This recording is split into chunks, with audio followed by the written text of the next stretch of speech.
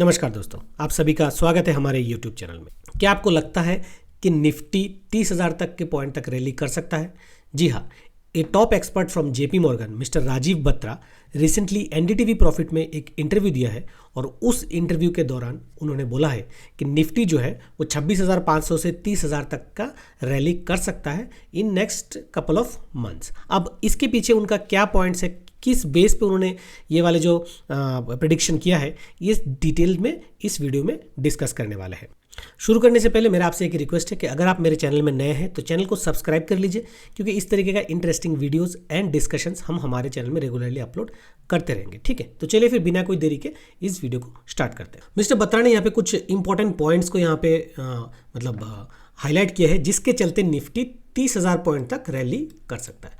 उस पर पहला पॉइंट क्या है? Government and RBI giving a boost. अब हम सबको पता है कि पिछले काफ़ी सारे महीनों से हमारा जो इंडियन गवर्नमेंट है और RBI है वो इकोनॉमी में काफ़ी सारे स्ट्रिक्ट पॉलिसीज ला रहे हैं, काफ़ी सारे बूस्ट के फैक्टर्स भी ले रहे हैं। जैसे strict policies like higher interest rate, fewer benefits, ये सब में कुछ ना कुछ कटौती कर रहे हैं, कुछ ना कुछ एक्शंस ले रहे हैं। Both RBI and government tax cut हो रहा है, या फिर जैसे कि इंटरेस्ट रेट लोन्स जो वो सस्ते हो रहे हैं। GST के चेंजेस जो है वो अभी अपकमिंग है, आज 3 सितंबर है, आज और कल वो मीटिंग होने वाली है और यहाँ पे भी एक्सपेक्ट वही किया जा रहा है कि GST में बहुत बड़े लेवल के बदलाव होने वाले हैं। When borrowing becomes cheaper and people save on taxes, they spend more. Companies earn more. तो यहाँ पे एक सिंपल सा फंडा है, लोगों के हाथ में जब पैसा आएगा तो लोग खर्चा ज़्यादा करेंगे, और खर्चा किस पे करेंगे? वही सारे आइटम्स पे जो उनको चाहिए, और जिन कंपनियों के सामान वो खरीदेंगे उनके सामान ज़्यादा बिकेंगे तो कंपनी प्रॉफिट में आएगी और हमारे इकोनॉमी का जो पहिया है वो चल पड़ेगा। तो ये है मोटा मोटा एक कॉन्सेप्ट जो पिछले कई महीने से अगर आप स्टॉक मार्केट को फॉलो कर रहे होंगे तो आपको भी पता चल गया होगा कि ये चीज़ पे काफ़ी सारे एक्शंस लिए जा चुके हैं और इनफैक्ट आने वाले कुछ महीने में और भी शायद लेने वाले होंगे। ठीक है, नेक्स्ट जो पॉइंट है, इंडियाज़ इकोनॉमी ग्रोइंग स्ट्रांगली। अब रिसेंटली जो हमारा GDP का डेटा आया उसका अनुमान था अराउंड 6.8, मगर वो 7% से ऊपर आया। एक्चुअली वो 7.8% आ गया, which is highest in the world. ठीक है, more growth equal to more jobs, more spending, more profits for company, stock price can rise.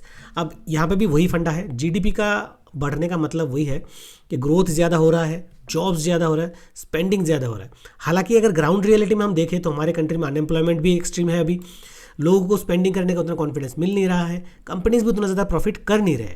तो फिर कैसे हम ये सब बोल सकते हैं? ये सारी जो चीज़ों को इम्प्रूव करने के लिए जितने भी एक्शंस लिए जाना चाहिए वो हालांकि लिए जा रहे हैं। मुझे लगता है कि डेफिनेटली शायद इनका जो इम्पैक्ट है वो अगले 6 महीने से 1 साल में डेफिनेटली दिखेगा।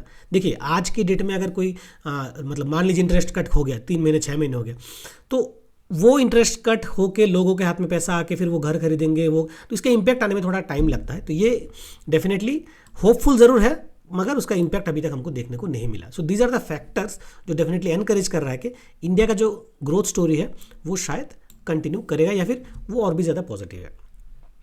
तीसरा पॉइंट जो है, GST changes could help to spend more. अब GST जब से लॉन्च हुआ तब से कुछ ना कुछ विवाद या फिर बहुत ज़्यादा असहमति है GST को लेके, जिस तरीके से GST के रेट्स अप्लाई होते हैं उसको लेके।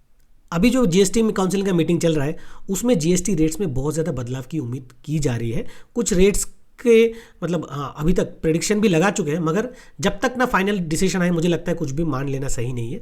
4 स्लैब्स को हटा के 2 स्लैब की बातें हो रही हैं यहाँ पे। अगर ऐसा होता है तो ये डेफिनेटली एक बहुत बड़ा मूव हो सकता है। नेक्स्ट पॉइंट जो यहाँ पे हाईलाइट की गई है, more money coming into India. Countries like US and China are printing more money and giving benefits. Some of this extra money called liquidity will flow into India's stock market. अब globally भी जो बड़े बड़े countries जैसे US हो गया, China हो गया, वहाँ पे भी इकोनॉमीज उतना ज़्यादा स्ट्रांग है नहीं, वो लोग का जो डेट पे डेट बढ़ रहे हैं, तो वहाँ से भी पैसा जो है इंडियन मार्केट में आने की संभावना है। जैसे हम बोलते हैं कि FIIs का जो अगर बाहर से इन्वेस्टर आते हैं इंडियन मार्केट का अट्रैक्शन देख के, तो डेफिनेटली ये कहीं ना कहीं इंप्रूव होगा।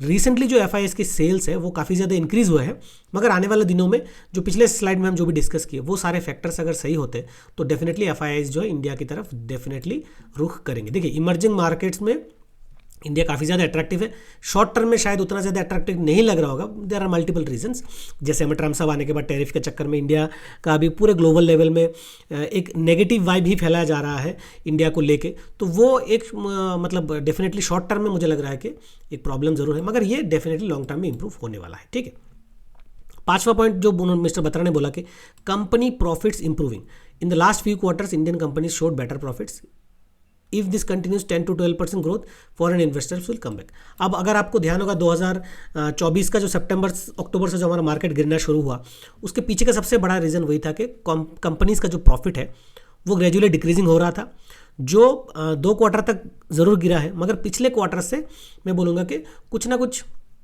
पॉजिटिव आया है, कुछ मेट एक्सपेक्टेशन है, और काफ़ी कंपनीज का प्रॉफिट अभी भी मतलब एक्सपेक्टेड में नहीं है, मगर जो ओवरऑल सिचुएशन है वो शायद कहीं ना कहीं इंप्रूविंग में है।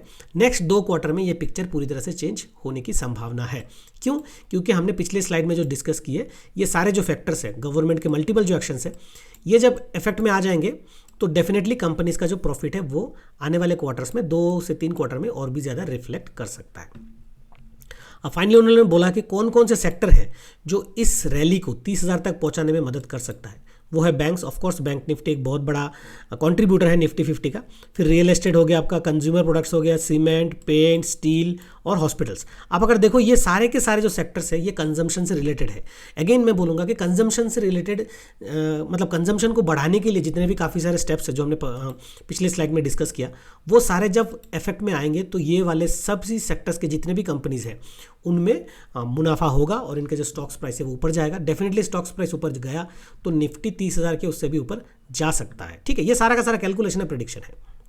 वीक सेक्टर कौन सा है? IT companies. हम सबको दिख रहा है कि पिछले काफ़ी महीनों से आईटीज में जो है वो एक अनसर्टेनिटी बना हुआ है। फार्मा जो यूएस टैरिफ्स के चलते यहाँ पे फार्मा में गिरावट चल रही है। एक्सपोर्ट भी सेम है, ग्लोबल डिमांड स्लो हो रहा है। क्यों? टैरिफ से लेके मल्टीपल मतलब वर्ल्ड इकोनॉमिक सिचुएशन है, जगह जगह वॉर हो रहा है, ये हो रहा है, मतभेद हो रहा है, जिसके चलते ग्लोबल जो ट्रेड है उसमें बहुत ज़्यादा इम्पैक्ट पड़ा है। स्पेशली मैं बोलूँगा जो ट्रंप आने के बाद से जो टैरिफ का जो ये वॉर चल रहा है, ये डेफिनेटली इन सेक्टर्स पे इम्पैक्ट पड़ा है। तो ये वाले जो सेक्टर्स है वो वीक रहने वाले हैं।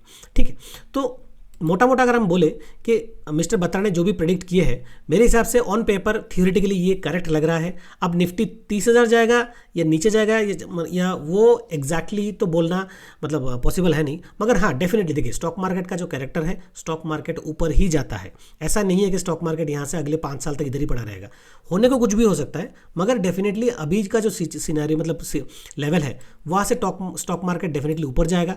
तो ये शायद 6 महीने में, साल भर में कभी 30,000 भी जाएगा, फिर और भी ऊपर जाएगा और भी ऊपर जाएगा, 10, 15, 20 साल बाद शायद 1 लाख को भी टच कर सकता है। तो ये जो प्रेडिक्शंस है वो कुछ डेटाबेस मतलब डेटा के बेस में होता है। तो मेरे हिसाब से जो ये एनालिसिस है वो कहीं ना कहीं सही है। आपको क्या लगता है इसमें मतलब आपका जो फीडबैक है डेफिनेटली मैं चाहूँगा आप कमेंट सेक्शन में लिख के बताइए। निफ्टी 30,000 कब तक टच करेगा वो मुझे नहीं पता, मगर ये जो एनालिसिस है ये कहीं ना कहीं सही बैठता है। अब जब तक ये एनालिसिस ग्राउंड में इफेक्टिव नहीं होता, हमें हमारे स्टॉक मार्केट में उस तरीके का मतलब जो रिफ्लेक्शन या रिटर्न है वो देखने को नहीं मिल सकता। ठीक है, तो इस वीडियो में बस इतना ही। अगर आपको वीडियो पसंद आया है तो लाइक और शेयर कर लीजिएगा।